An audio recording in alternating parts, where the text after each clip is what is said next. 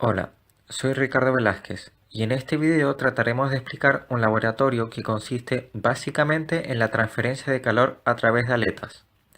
Se tendrán dos casos.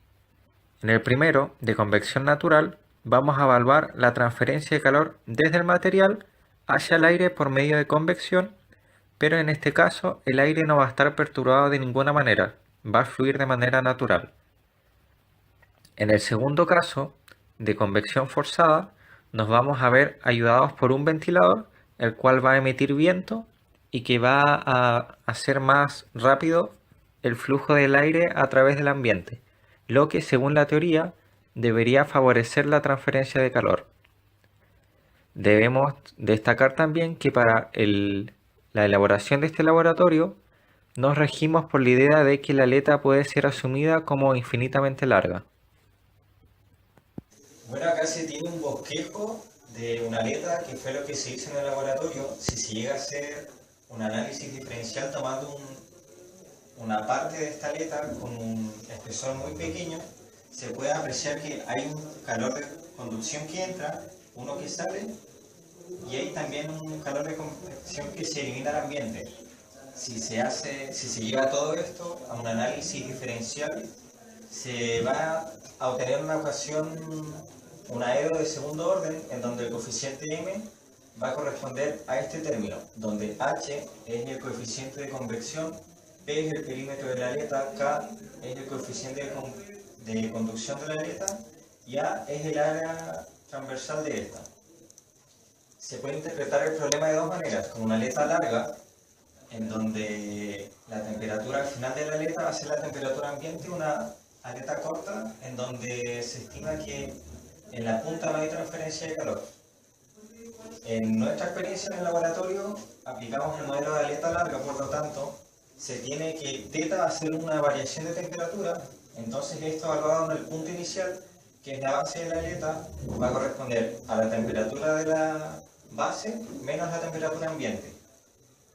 Y además la temperatura, o sea, el θ en el extremo, como dijimos que en una aleta larga va a corresponder a la temperatura ambiente, por lo tanto el delta de temperatura va a ser cero. Resolviendo todo el aredo vamos a llegar a este modelo general que corresponde a una exponencial negativa que va cayendo cada vez más, y además se tiene que en el punto inicial todo el calor que entra por conducción va a ser igual al que se elimina por convección a través de la aleta, y se llega a que es esta expresión. Y haciendo un poco de álgebra se puede llegar a que el coeficiente de convección va a ser igual a esta expresión.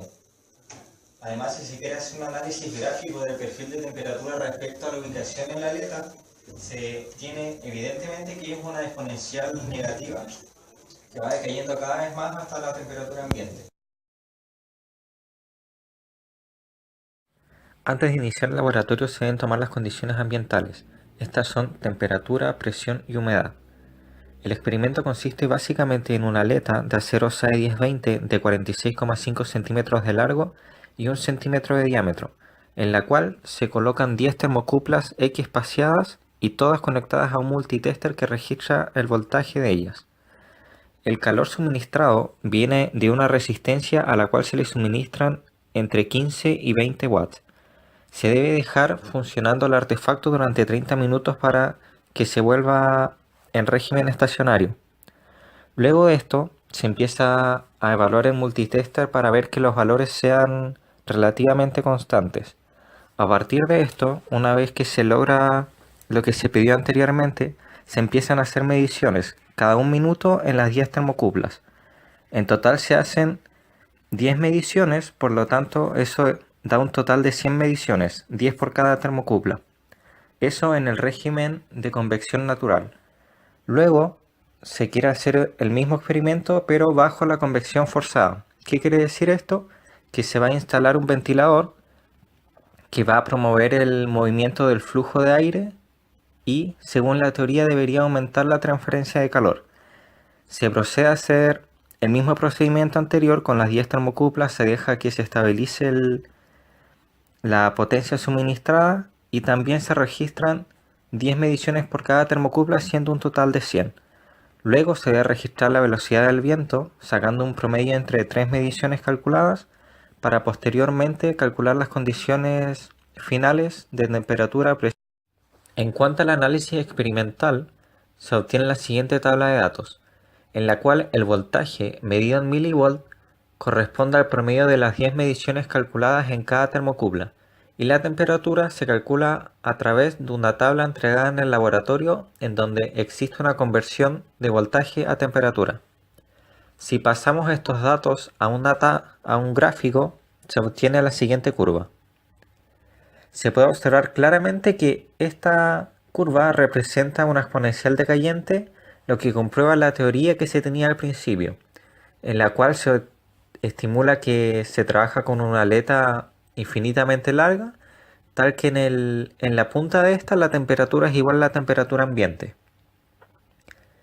En el caso de la convección forzada, se usa un ventilador y se obtiene la siguiente tabla de datos, que igual que en la anterior, el voltaje medido en milivolts se calcula como el promedio de las 10 mediciones y la temperatura a través de la tabla dada. Si pasamos esto a un gráfico, se obtiene la siguiente curva.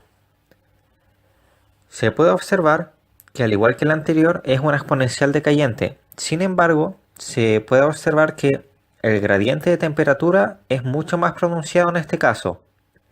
Esto se debe a que el uso del ventilador hace que el flujo de aire, el movimiento de este, sea mucho más fácil y más rápido, lo que a su vez ayuda a la transferencia de calor, lo que implica que la temperatura cae más rápidamente. En base a los datos obtenidos, se puede calcular el coeficiente de convección entre el aire y el acero C1020, y en este caso se tiene un valor de 83,32 watts sobre metro cuadrado grados Celsius. Según la teoría, este valor debe rondar entre 5 y 50, siendo un promedio 25 watts sobre metro cuadrado grados Celsius. Con estos datos obtenemos un error de 233%. Si bien este error es bastante grande, se puede explicar debido a que los procedimientos y los equipos usados no eran ideales, además de que el viento no necesariamente era uniforme en todos los lados de la aleta, y que la teoría afirma que se trabaja con una aleta infinitamente larga, que en este caso no era simplemente 46,5 centímetros, y todo esto puede implicar y ayudar a que el error sea cada vez más grande.